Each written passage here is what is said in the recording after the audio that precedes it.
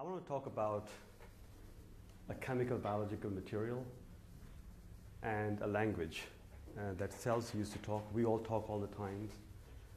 We use words, we use gestures. Cells don't use words. They have a chemical language.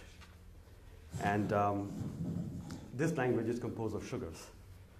It's a very ancient language, but the realization that it's ubiquitous, it's complex, it's wonderful, is very recent. So let's take a tour here. This is the landscape of a cell. We have trillions of cells in our body. Every organism has lots of cells. This is not a lunar or extraterrestrial landscape. It's within our body. And in the center, what you see, those round structures are the nucleus, where our genes, our DNA is stored. And around it, all of these little things going around, that's the chemical biological highway, where every time protein is made, sugars are made, lipids are made, they are traveling really fast. And then all the way around this great wall of China is the wall of the cell, or the membrane of the cell, that defines the cell's boundary. That tells the cell, this is me, now from beyond is somebody else. And I think to distinguish between myself and somebody else is where cells use a chemical language, right? Now, all these trillions of cells come together, and we make millions of life forms. And that's shown here. We have anything from unicellular organisms to blue whales and large animals. Now, there's a field called genomics, which is focused on studying the DNA, RNA, and the genes. And these guys will tell you that we have it all solved already. But that's not quite as simple as that. The human genome started in the last century, in the 90s, and initially, when I was a young postdoc, I was told that there were 100,000 genes in human beings. Every few years, it came down. It shows here 30,000 now. Every couple of years, it came down that we had 80,000, 60,000, 40,000. Now it's about 20,000 genes. Now, the realization that we only had 20,000 genes was quite a blow to our ego, because we thought that we are the smartest, sharpest, most evolved being on this planet. How can we have a very small genome? And the simplistic way of looking at the way would be people think that if you understand your genome, you understand the human being. But again, life is not that simple. So where the blow came from is the fact that if you look at yeast in the bottom number 2 here, it has about 6,300 genes. Fly has 13,000. We have about 20,000. In fact, sea urchins and onions have more genes than we do. So what became challenging is that we can't define ourselves and our complexity and of any other organism just based on the number of genes that we have. That life has to have a lot more complexity, chemical languages, to show the diversity that we see. So these are the two basic molecules that people have studied for centuries. One is the DNA on my right-hand side, and another one is the protein. Now, the interesting thing about these is they are always linear. They go from forward to backward, backward to forward. In chemical language, they'll be called 5' to 3', 3' to 5', or for proteins, it's amine to carboxy terminal, but you don't have to know that. But they're just linear. And they are also synthesized based on moles.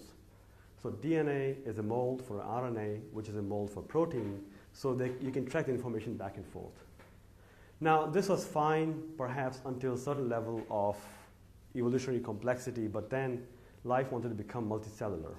And then there was a need for another chemical molecule, and the carbohydrates came into play. The carbohydrates were there before as well, but they were playing more structural roles. But when life became complex, they started playing more informational communication roles. The interesting thing about carbohydrates is that it isn't just about sugar that we eat. They are many different forms, and they have lots of functions. The interesting thing about them is that they are not linear. They can be linear, but they are branched. And I think by adding a branched structure, biology adds a different dimension of communication. It's almost like a language, and you add a different dialect to it, and you can talk differently. Right, so this is what we call a 6-carbon sugar. This is glucose, galactose, and mannose. But the interesting thing is that there's a very slight difference of how the chemicals are arranged. And just by those small differences, one can be sweet, one can be bitter, one can be harmless, one can be toxic. So that's where the diversity of chemicals comes into life, that they're much more advanced than just the DNA and the proteins. Now, I was thinking about how to compare, how to show the chemical diversity evolution in a simpler way, and I look at the Swiss knives here.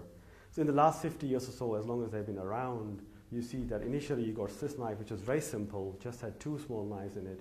And then now you can get gazillion little widgets in it, and you can do everything with it. You have to carry a suitcase. So what we have here is that the backbone of the Swiss knife is the same. But every time an appendage is added, it gives a different functionality, a different dimension of activity. So you could say, well, you have the same backbone, but every Swiss knife is a new device, has a new function to it. And it's the same thing in biology, that you have the same protein, for example, right? You can look at your antibody, you can look at any other protein. It's the same protein in evolutionary function, made of the same DNA. But if you have it in bacteria, it will perhaps do 1 function or 2 functions.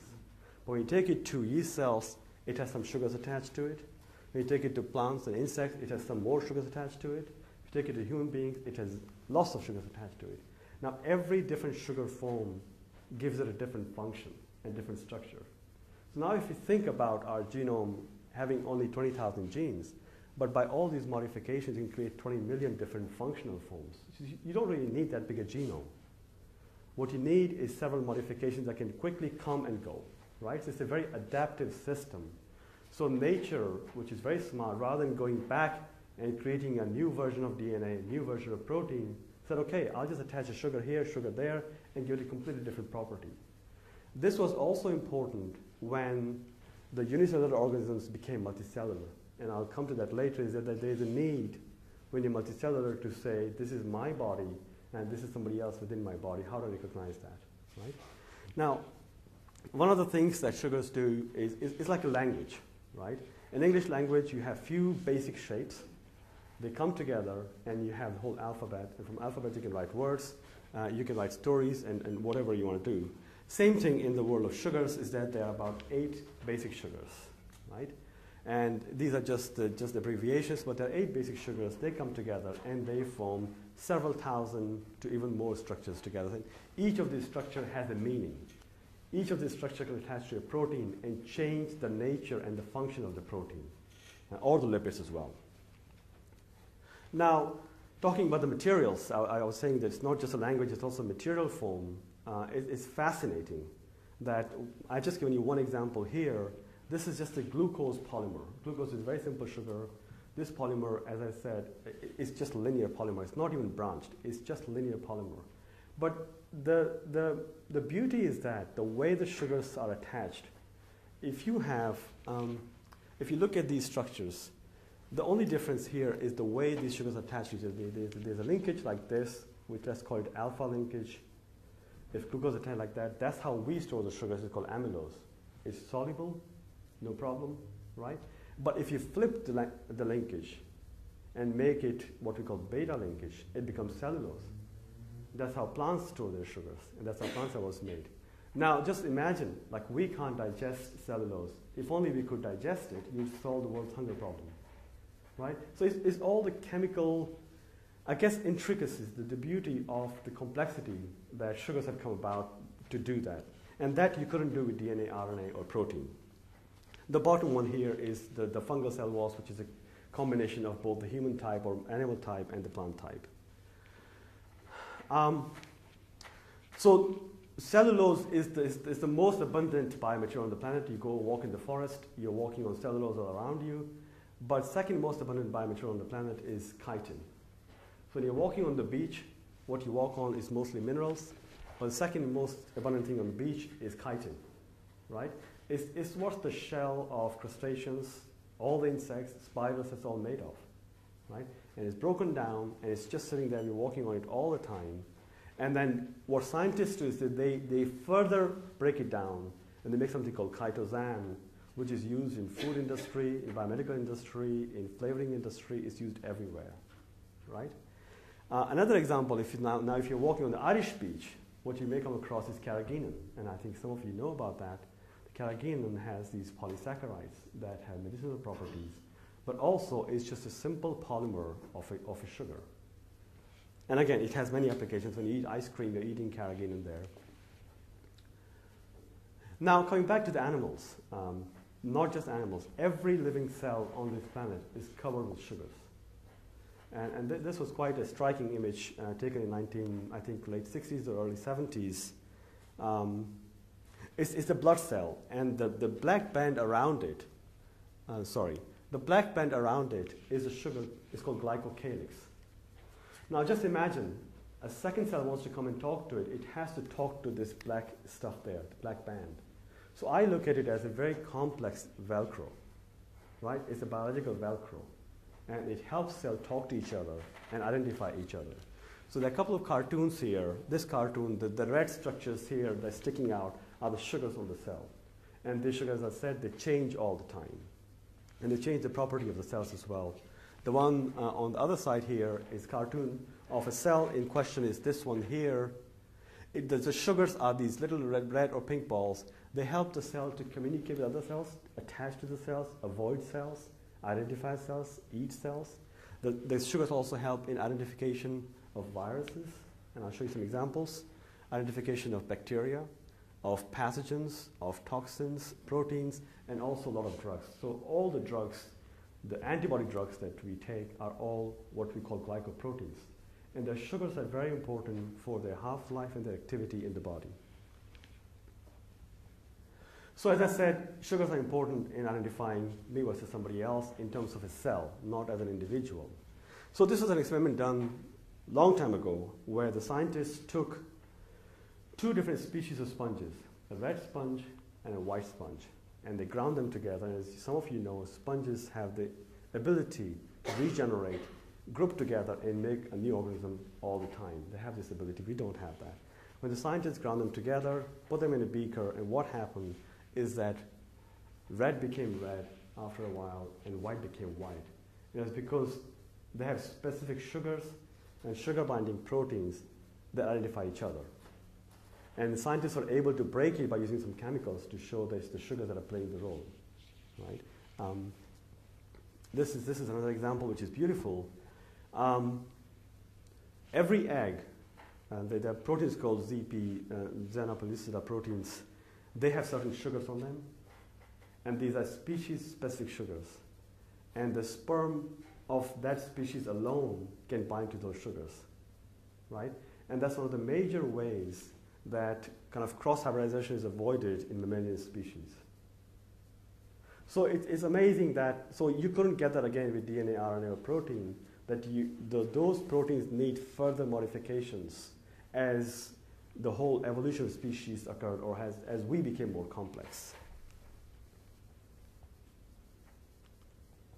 Sugars, we call them glycans, are also involved in almost every disease, and the literature is growing in their role in different diseases and healthy conditions. That only shows that we are still in the learning process.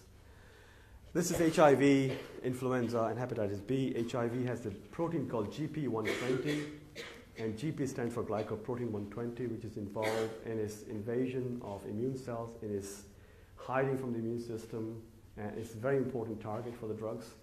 Then you have influenza. We've all heard of the bird flu or the swine fever. The H and N, when we hear of H5N1, H1N1, they stand for a protein and an enzyme. They identify sugars on the host and they cut it to get entry into the body, right? And so that's where the differences are. And hepatitis B virus, and I didn't bring the picture, has this protein that in the gut lands on sugars and then starts to bore through the wall. If the sugars are not present, then the protein doesn't bind to it. And that's how these viruses recognize the specific host they have, as opposed to something that's not a host for them. The sugar coat is also very important for cancer cells, or any growing cell, for example, right? So cancer cells, they're very complex systems themselves. You know, they have to grow, they have to form a tumor, or they have to metastasize, they have to evade immune detection, they have to grow angiogenesis towards themselves. And a lot of these things are done by changing the composition of their sugars on the surface, right? And all the current cancer biomarkers that are known for breast cancer, ovarian, and prostate cancer, they're all glycosylated proteins. And there's research being done now to show that the glycosylation, the sugar component, can tell you about the state or stage of the cancer as well. So scientists are going much deeper into that. So it's an important aspect. And again, same thing applies, for example, to stem cells as well. Stem cells have to know, am I going to become a neural cell? Am I going to become a heart cell? Am I going to become a cartilage cell? And the way they differentiate in different pathways is that they have these sugar signatures on them. So, okay, you go this way, you go this way, you go that way. This is another interesting area in itself, is the gut, right? We all ignore it most of the time, but in the last 10 years it's become very important and hot field that our gut contains about 100 trillion bacteria, right? So we are not just an individual, we are a walking ecosystems. And the intestine has the densest ecosystem. There's several thousand bacteria every little spot in the gut. And most of these are friendly bacteria. They help us in our health. But some of these are not so friendly bacteria. But all that interaction is taking place because there are sugars either on the bacteria or on the host cell, and they try to match each other. I forgot to show this, that this is the electron micrograph of the intestine, and this fuzzy layer you see out here is the sugar sticking out from our body or animal's body, and the fuzzy layer outside the bug is the bug's sugars again. So they're talking to each other.